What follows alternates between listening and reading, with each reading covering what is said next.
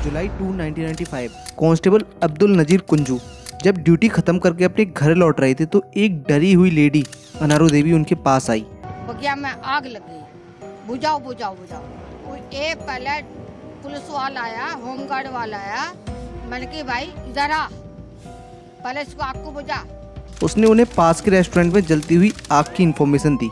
जब नजीर साहब वहाँ पहुंचे तो उस रेस्टोरेंट के मालिक सुशील शर्मा ने उन्हें रोकने की कोशिश की, पर जैसे तैसे नजीर साहब रेस्टोरेंट के अंदर पहुंचे और वहाँ जो उन्होंने जलते हुए देखा उसे देखकर उनके होश उड़ गए। ये तो किसी इंसान का पैर लगता है।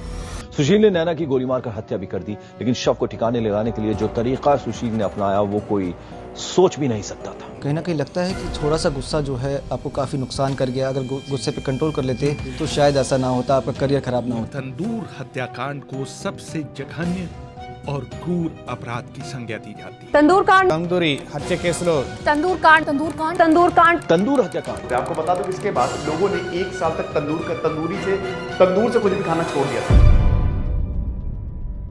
कभी कभी इंसान का गुस्सा इतना बढ़ जाता है कि फिर उसके दिमाग की जगह उसका गुस्सा उसे कंट्रोल करने लगता है। फिर इस गुस्से के आवेश में आके इंसान कुछ गलतियां करता है। कितने साल की सजा हुई? कुछ बहुत बड़ी गलतियां।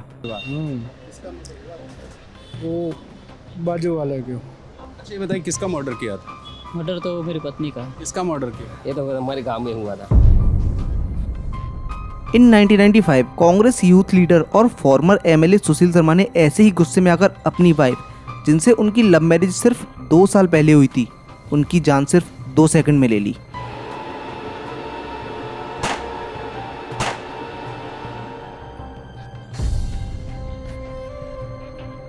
नैना साहनी और सुशील शर्मा दोनों कांग्रेस पार्टी से थे। दोनों एक दूसरे को कॉलेज के दिनों से जानते थे। एक साथ उन्होंने कई रैलियां भी की थी, तो दोनों की मुलाकात अच्छी थी। एक और था जो इनके साथ हुआ करता था, मतलूब करीम, जो सुशील से ज्यादा नैना का अच्छा दोस्त हुआ करता था, पर मतलूब से ज्यादा नैना की नजदीकियां सुशील से थी।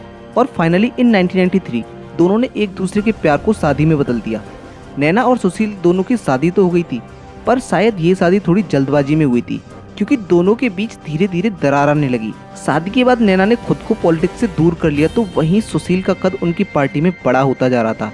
सुशील अब कांग्रेस के यूथ प्रेसिडेंट बन चुके थे। वहीं नैना अब घर में अकेली रहती, तो अकेला घर उन्हें काटने को दौड़ता। और धीरे धीरे अब वो अपने दोस्त मतलूब करीम से बात करने लगी, जो सुशील के बाद उनके सबसे ज्यादा करीब था।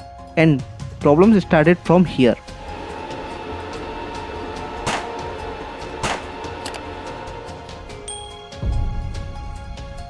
अब जैसे जैसे नैना और मतलूब की ज्यादा बातें होने लगी, वैसे वैसे सुशील से उनकी दूरियां बनती जा रही थी और इस चीज को लेकर अब दोनों में अनबन होने लगी।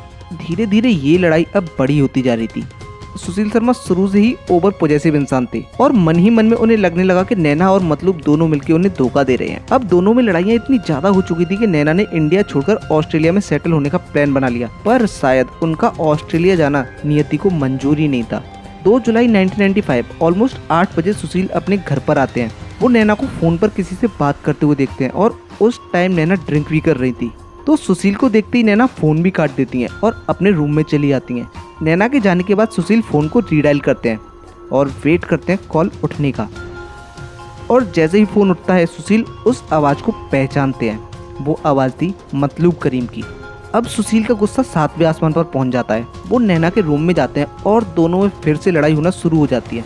और लड़ाई होते होते इतनी बढ़ जाती है कि गुस्साए सुशील अपने ड्रॉअर से गन निकाल के नैना की साइड 3 फायर करते हैं और 2 बुलेट नैना के गर्दन और सिर में लगती हैं और मौके पर ही नैना की डेथ हो जाती है। और नैना के जाने के बाद अब जाके सुशील को रियलाइज होता है कि उसने क्या कर दिया, पर अपने जुर्म को छुपाने के लिए सुशील अब हैवान बनने वाले थे। वो नैना की लाश को पॉलिथीन में पैक करके अपनी गाड़ी में डालते हैं और उसको लेके आईटीओ ब्रिज पहुंचते हैं, क्योंकि वो नैना की बॉडी को ब्रिज से यमुना नदी में फेंकना चाहते थे। पर अभी बस रात के 9 बजे थे, तो बहुत ज्यादा ट्रैफिक होने की वजह से वो अपने इस काम में सक्सेसफुल नहीं हो पाते। वो नैना की बॉडी को लेकर रेस्टोरेंट पहुंचते हैं, बगिया रेस्टोरेंट, जो अशोक यात्री निवास में हुआ करता था। अराउंड 10 से 11 के बीच में वो रेस्टोरेंट पहुंचते हैं और रेस्टोरेंट मैनेजर केशव को रेस्टोरेंट खाली कराने को बोलते हैं। केशव ऐसा ही करता है, वो रेस्टोरेंट खाली कराता है। अब इस केस में केशव भी इन्वॉल्व हो चुका था, तो दोनों नैना की बॉडी को गाड़ी से निकालकर रेस्टोरेंट के तंदूर में डाल देते हैं और आग को तेज करने के लिए वो अपनी रैली के पोस्टर और बैनर उसमें डालने लगते हैं।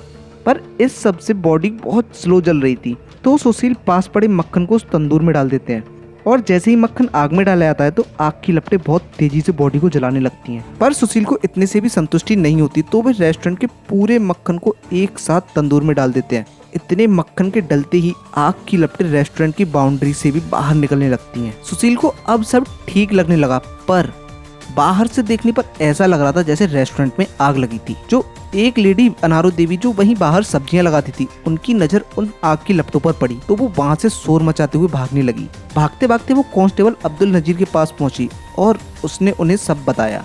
जब नजीर रेस्टोरेंट के पास पहुंचे तो उन्होंने तंदूर के पास 2 लोगों को कुछ जलाते हुए देखा।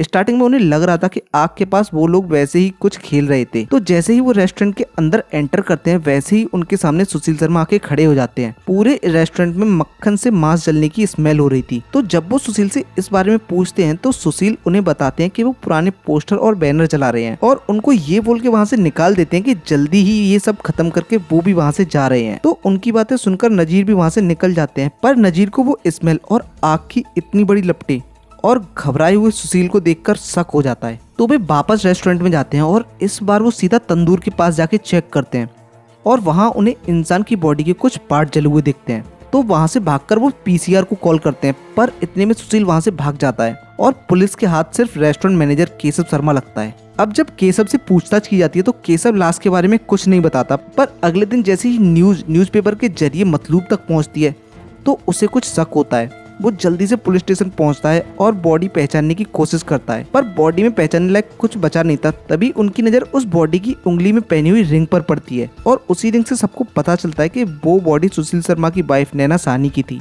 और उसका मर्डर सुशील शर्मा ने ही किया है। अब पुलिस सुशील शर्मा को ढूंढने लगती है, पर उनके बारे में किसी को कुछ नहीं पता था। पर इस केस के ठीक 8 दिन बाद पुलिस को खबर मिलती है कि सुशील शर्मा ने बेंगलोर हाई कोर्ट में अग्रिम जमानत की अर्जी डाली है। पुलिस के पास यही मौका था सुशील को अरेस्ट करने का, तो पुलिस सुशील को पकड़ने के लिए पहले ही कोर्ट पहुंच जाती है और जैसे ही पुलिस को इन्फॉर्मेशन मिलती है पुलिस सुशील को अरेस्ट कर लेती है। सुशील अपना सर मुड़वाकर और दाढ़ी मूंछें निकलवाकर कोर्ट पहुंचे थे जिससे उन्हें कोई पहचान न ले, पर दिल्ली पुलिस इस बार चूकती नहीं है। फाइनली सुशील को दिल्ली लाया जाता है और लोअर कोर्ट में उनका केस लड़ा जाता है। फिर 2003 में जाके लोअर कोर्ट उन्हें फांसी की सजा देती है। सुशील इस सजा को हाई कोर्ट में चैलेंज करते हैं, पर 2007 में हाई कोर्ट भी सुशील की फांसी की सजा को बरकरार रखती है। अब सुशील के पास एक लास्ट ऑप्शन था सुप्रीम कोर्ट का, तो सुशील सुप्रीम कोर्ट का दरवाजा खटखटाते हैं। 2013 में सुप्रीम कोर्ट फांसी की सजा कैंसिल करके उन्हें उम्र कैद की सजा देती है और इसके बाद 2015 में सुशील को 24 साल बाद रिहा कर दिया जाता है। तो बस ये थी स्टोरी सुशील शर्मा और नैना साहनी की। कैसे 2 मिनट के गुस्से ने सुशील शर्मा, नैना और केशव की पूरी जिंदगी बर्बाद कर दी। और वीडियो में भी इतना ही था। और आपको ऐसे ही क्राइम के वीडियोस देखना पसंद है तो प्लीज़ मेरे चैनल को सब्सक्राइब कर लें। मैं मिलता हूँ आपसे नेक्स्ट वीडियो में।